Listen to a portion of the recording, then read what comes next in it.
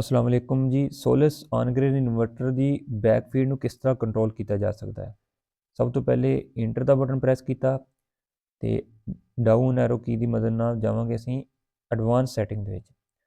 Inter ਦਾ button press ਕਰਾਂਗੇ, password ਲਗਾਵਾਂਗੇ 0010। ਫਿਰ ਇੰਟਰ ਦਾ ਬਟਨ ਪ੍ਰੈਸ ਕਰਾਂਗੇ, ਫਿਰ ਅਸੀਂ ਜਾਵਾਂਗੇ ਪਾਵਰ ਕੰਟਰੋਲ ਦੇ ਵਿੱਚ।